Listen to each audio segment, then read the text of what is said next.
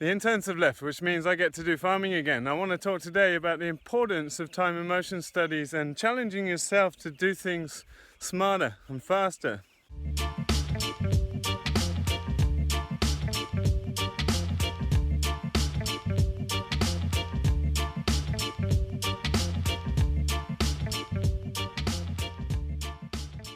So it seems like the last video of the "yeah but" attitude was quite popular and people had a lot of things to say, and so I wanted to follow that up. Not that I'm out here to convince people, you know, what their experience is or whatever, but more that I think there's a lot more to say on this topic. It's a theme in our trainings and we talk for weeks about these kind of things, but I think there's naysayers out there who, you know, come with pride and arrogance and find it hard to believe that there's models that outshine the models they've grown up with or have been practicing for often decades. And it's out of, you know, wanting to be of benefit to people that are following us and wanting to implement some of these models that I'd like to share more about that. And our team has got smaller suddenly. The interns have left at the weekend and a couple of the core team have left, and we are now down to a core group who are much more clear about their commitment to this place and with much better communication between us. And that's been a bit of a process. I won't linger on too much, but we've sometimes need to eliminate weaker links in the chain for the chain to be functional. And so this place has some basic requirements, and people that aren't living up to those requirements, you know, it's not the place for them. But I wanted to just show you a few of the enterprises and how much more efficiently they're running with less people. And we put a lot of data out online about the number of hours involved in running these enterprises. But I just want to show you the results in the last couple of days since a lot of people left the farm. So these birds have been sorted for processing day. It's Monday, processing day again at the farm. Much smaller team, but I think we're going to have an awesome day.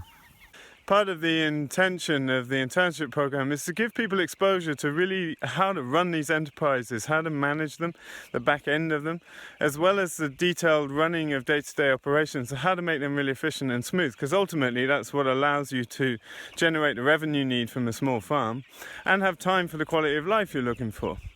Now, the broilers were the least favourite enterprise based on the feedback I got. And part of the issue, I think, is people didn't choose to use the dolly. So a lot of people left the farm not really understanding how this enterprise works efficiently. Now that the interns have gone, I get to be on the ground more, and I love challenging myself to see how efficiently and well I can do these jobs each day. I'm working with Astrid, and we're doing layers and broilers together, and that's quite a big job. There's thousands of birds. We have 20 pens on the field, and we have 800 layers on the field too. It took us about 16 minutes to move both the eggmobiles this morning. It takes me usually 20 minutes on my own, so that's the first time in 3 months it's gone quicker by having people. Now, I'm not saying that as any criticism to anyone. A lot of jobs take more time with more people, and I'm bouncing on from the video I made about free labor, because people think that because there's many people on the farm, a lot gets done because of that, and sometimes it's true. If we want to paint the barns, it's obviously a lot quicker if there's 10 people painting the barn. But all of the basic enterprises, as I've explained in many other videos, are quicker with less people. And today we've got the smallest slaughter team we've ever had, and I think we're going to be the fastest we've ever been, because everyone is focused and there's no superfluous people. Now, Astrid's a rocker, and together we did all the birds 2 minutes per pen. That's 40 minutes. It's normally taken 4 people an hour and a half. So it's really important to track these things, otherwise you don't know what you're capable of doing. Now, I went along and moved all the pens using a dolly, and it's a very quick process. Using the dolly is very efficient to move the birds without risk of harm or injury. And then Astrid came along and did food and water. Times like this, when the water's on the back and we're moving this way, we don't need to empty the water. If we're moving the opposite direction, we need to empty water. I've talked in the past how we need to leave the plastics facing in the right direction because of the dominant wind patterns here. And that's a major part of the pen design here, is keeping 3/4 of the roof sheltered and keeping 2 sides, a long side and a short side. But 2 minutes a bird is quite nice, because we've got 4 pens at the top of Topfield, 3 pens at the bottom of top field. We've got 4 pens here, and we have 10 right up the top of there. So part of the time it takes is just moving the dolly and food, etc., around the field. Water lines we have at the edge of each field, and so we've been moving them around. We have a hose in each field, and we move that manually. Some people have asked why we don't use automated waterers, but that's just impractical in the setup we have. Because we have tree lanes, we need to split the pens up quite dramatically, so that as they go around the tree lane and back again, they don't create congestion. So we also had another calf from Juliet, who's feeding her calf right now. And it seems like the cows have come a bit of a cooperative dairy. They're all feeding each other. Viola is quite skinny. She's got twins, and they're both quite big twins. So it's taking a lot of toll on her, but the twins are feeding on Clover May and Viola too. But they all seem very well, and I think we'll be looking to sell the cows and calves, as well as the sheep. I think we will send the sheep off at the end of the year and put them into next year's food supply. We might sell some live, but the cost of the meat is worth more to keep to us than to sell on, in a way. And so we're going to put away next year's food supply. There's only going to possibly be 8 or 9 of us at the farm. I'm going to do a video about how the business is changing, but things are clarifying, and we're going to have a lot less people at the farm next year and really drive the efficiency and double productions with a small dedicated group. We'll probably have 4 interns who will be highly selected and be here for 6 months, but we'll also earn some income during that time. But they won't be doing class study. They'll be working hard alongside us, learning each of the enterprises inside out.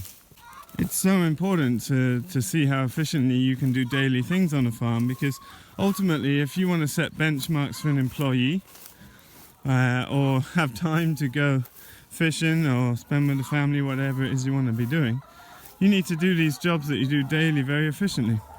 The only reason our farm is so profitable and works so efficiently is because we work with that dedication, and the core people that come here multiple years all have that capacity to work very efficiently, spot any errors at the same time as moving things. Because in the beginning what happens is someone focuses on moving faster, trying to keep up, and they're not checking the tops of the wires or breakage in the wire that needs to be identified to be dealt with later.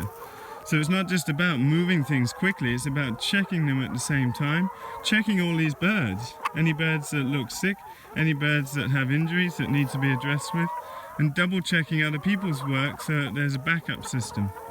So eggs has been one job that obviously needs doing every day, 7 days a week, 365 days a year. That's a job that a couple of people have been doing over the last 2 months, typically taking between 35-40 minutes and an hour for 2 people. Yesterday I did all the eggs from 2 eggmobiles. That's 2 of these big stacks. It's 32 minutes to do that job. So it's really important to understand I'm not putting these videos out to criticize anyone or to one-up anyone or anything like that. It's really important to me and to anyone running these kind of things to really know what you're capable of, because ultimately you can't scale your business or plan like any expansion if you don't know what that fully involves. You also can't do a gross profit analysis and see which enterprises give you more income for your time put in. So you really aren't in control of your business if you don't know what you're capable of. And you know, that desire to push the edges and find smarter ways to do things can really pay off and make the difference between a couple of weeks off and being able to afford to pay for someone to come and look after your place so you can have time off or not. And so for me that's been really important. This is an enterprise where we actually could already sell double the eggs that we have. So that's about just over 16 tons a year we produce. But we could sell about 32-35 tons of eggs. So we're thinking to build 2 new eggmobiles and have 4 eggmobiles going around the fields next year. And so it's 32 minutes for cleaning and packing and stamping 2 lots of eggs. So it's an hour to an hour and a half's work to do double that. So I know I can plan that into my day. and feel really confident that it's a great enterprise. That'll be an enterprise kicking out, 120,000 euros each year. Matt is someone that we employ as a market gardener, and someone who I'm bringing into the business, not primarily because of his vegetable growing, but because of his attitude and aptitude to get things done. And he's also interested in time and motion studies too. Yeah. Aren't you, Matt? Yeah. Any insights? I'm making a video today about how things are going much more efficiently with less people, and contrary to most people's idea that having more people helps, a lot of the time it doesn't help. A lot of the time it doesn't help. I think that the simplest one is depending on someone and who doesn't necessarily complete a task efficiently. You know, it's like this age-old saying, if you want something done properly, you have to do it yourself. It's not ideal in a group setting. You need to be able to depend on people. So having a smaller group of more reliable people can be much more helpful than an abundance of help. Yeah. You've been setting yourself targets in the garden. Now I'm disturbing you on your targets right now, but we're doing it. Today's a slaughter day, so we're starting early, and we also have we deliver every Monday to a local hotel and spa. Mm-hmm. So because we're in the slaughter for most of the morning, just until lunch, we prep their order before breakfast, and we also have a customer made a request to pick up their box today instead of Wednesday, so a couple extra things going on. Yeah. And have you noticed your own, like you've been keeping some time and motion studies of how long it takes to prep beds and how long it takes to seed things, harvest things.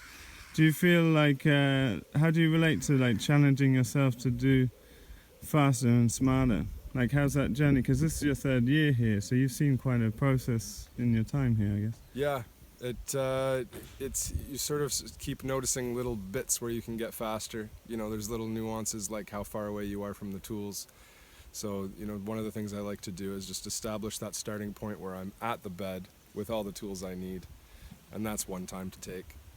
And you know, if I'm 2 more minutes away from getting all my stuff together and getting all of the harvest back into the fridge, then maybe that's taken separately. But we have 210 garden beds, so sometimes I'll think about it as like weeding, for example. You know, if you take a certain amount of time per bed, just multiply it by 210. What we love about Matt is he's not showing up at 9 looking for tools, he's showing up at 9 with the tools, the right tools, and that's how we like to roll. Gardens are looking beautiful, Matt. Thank you. Got any spare salad? Yes, I do have spare salad. Garlics are hanging. Salad's getting weighed.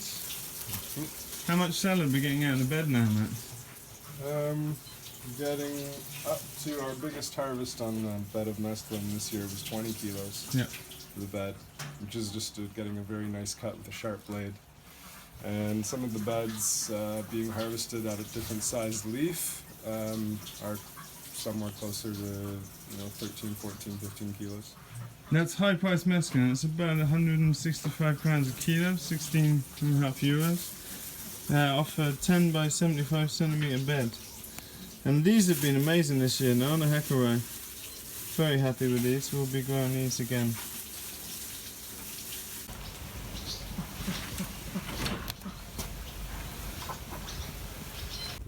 Astrid is one of my favourite farm managers ever, but she doesn't like being on film sometimes. But the reason I'm filming now is because we are trying some new broiler feed experiments. And it's partly because we've changed feeds. We've got bulk feed now, which is slightly different quality. It's meant to be better quality. It's an organic broiler grower food. And we are trying, what are we trying? We're adjusting the ratios of, we give them also grain from here. This is organic wheat and oat. And so we're adjusting the ratios of different pans to collect the first broilers for starting out the breakfast. But we're also going to try some free access with layer food, which is about 17% protein, and broiler food, which is I think 21, but we need to confirm that. But currently a big amount of time goes into weighing out precise feed ratios that I've talked about in our book, and it's the biggest time consuming part of the broilers actually, is milling grain. So we're also going to do some experiments with unmilled grain. We have done this in the past, but we're going to do it again in a slightly different way and just keep refining our program. We would like to, our objective is to have very healthy birds with 0 leg problems and less work on the prepping side of things. So, slaughter is all set up for starting after breakfast. We're starting at 7:30 and slaughter is ready to go. Knives are sharpened, scalder's hot. Just going to check the scalder temperature. Should be sitting at 63.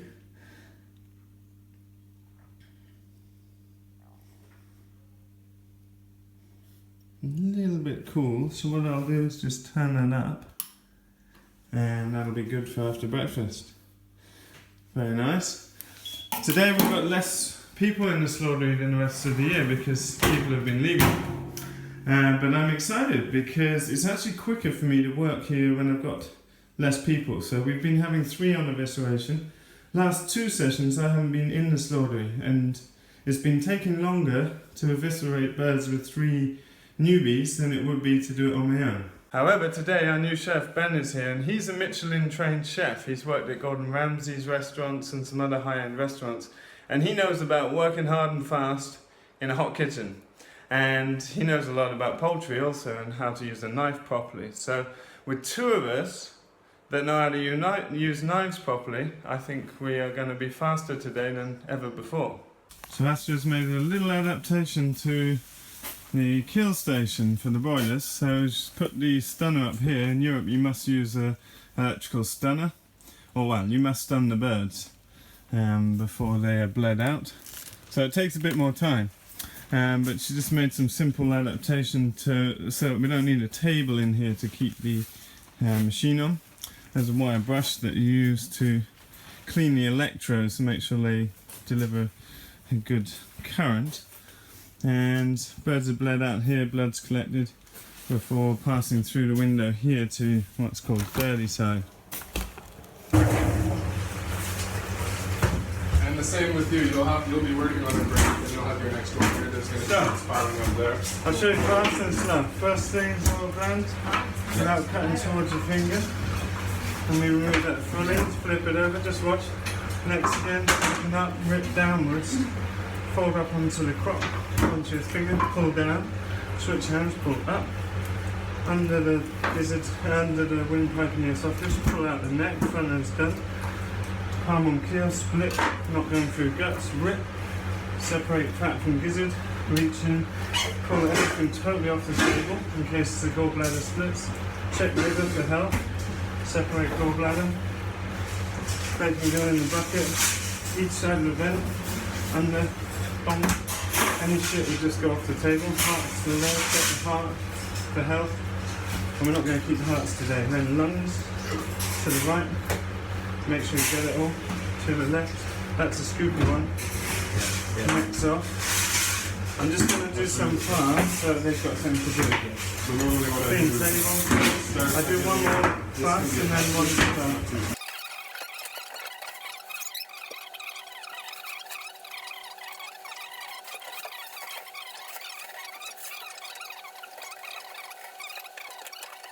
So we're going to have a nice big tidy up and clean up, as we always do. We had 4 people less than we normally do, and we finished in record time, the fastest ever that we've ever done at the farm. It's not even lunchtime and all the cleanup is done now. All the laundry's gone out, all the boots and aprons soaked, etc. Freezer's full of 250 birds, and started at 7:30, and last birds came in about 20 past 10. Now that's with 4 less people than we've had every slaughter so far this season.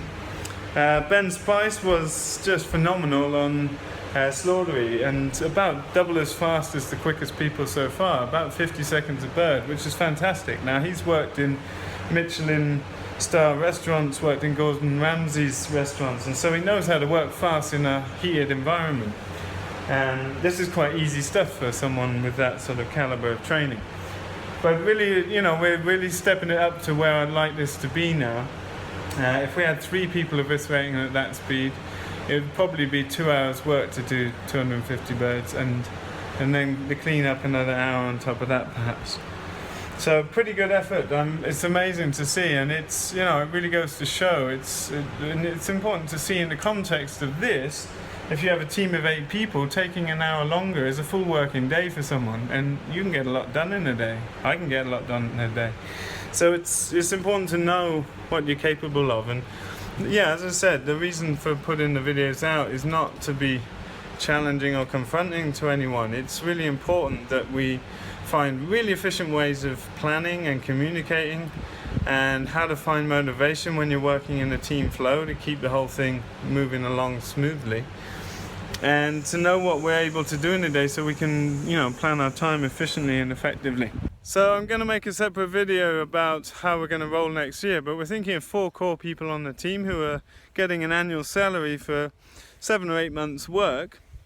Hard work in the summer. We always work hard in the summer because we're producing all our revenue in this 6-month growing season that we've been showing you through the videos we're putting out this year. And we're going to have probably 1 intern each, and those interns will come for 6 months. They will pay for the first 3 months and learn on the job, and then they will get paid for the remaining 3 weeks if they meet our targets. And so if they complete the season and do well, they will earn a wage. And that's a way to safeguard ourselves against people who show up who don't actually have the skills that they profess, or are not capable of sticking with it, which is an important, you know, element of what we're doing here too. And it also allows us to, you know, reward the people for the efforts they put in. Got some beautiful onions developing here. Garden's looking great and really exceeded expectations this year. Matt's doing a fantastic job, and Carla's really been stepping into her role and going to market a lot and managing. Looks beautiful now. And yeah, it's really important to me that things look beautiful, because this is front of house, as it were. You know, this is the first thing you see coming into the farm, and it reflects how well taken care of everything else is in the farm. We've had a bit of a shift around with the interns leaving.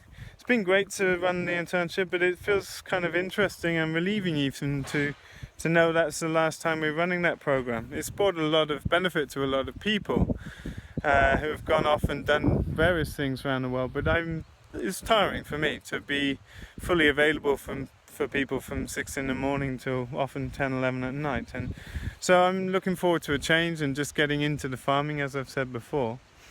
And something that excites me is just having less people on the ground. I mean, I'm making these videos just to reiterate to people, like, you know, what the facts and figures are, because you just don't know unless you're in here and see what goes into this and see how efficiently some of us are able to work. We've had a bit of a change around, and the team has got smaller. A couple of people have left. We've at a point halfway through the season where some people are lacking motivation and clarity about what their learning objectives are. And so from my perspective, it's for the benefit of the whole team. We need people who are sort of sitting on the fence about the rest of their time here to move on, because we demand a bit of excellence and stepping up to, you know, meet the expectations of ourselves and each other. And that's all gone okay. I think I'm not going to say too much more about that, because those people aren't here anymore, that they don't have a voice to add to the conversation. But I just feel like it's a part of running a place like this, is some people always leave each year and I tend to try and encourage them to clarify their own context and decide if it's right for them or not, as opposed to demand anyone leave, which I've only ever had to do twice here, for people just through their ability to, follow basic ground rules and things like that, which, we have very basic, very, simple things that look after the benefit of the whole. But it's always the way. It always, there's team changes, and the team that start the year and end the year will be very different perhaps, but it's down to who's up for it. You know, there's amazing learning opportunities available here in a way that you can't go out and find many places. I'm really enjoying on the screen seeing the vegetables behind me. It looks very beautiful.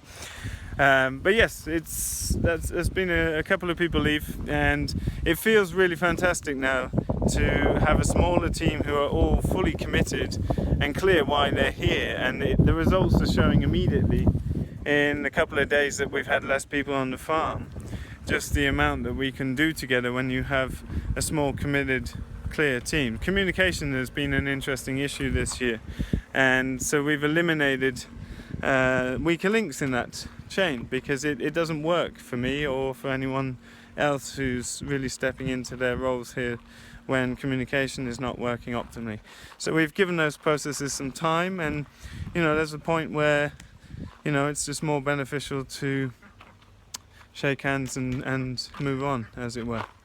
That's all today, folks, and I'm looking forward to putting up a video about what we're planning to do next year.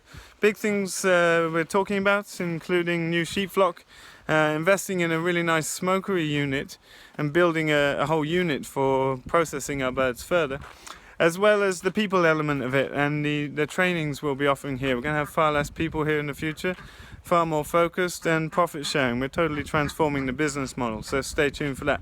Thanks as always for watching the videos. You can find out more in our book, Making Small Farms Work. See you next time.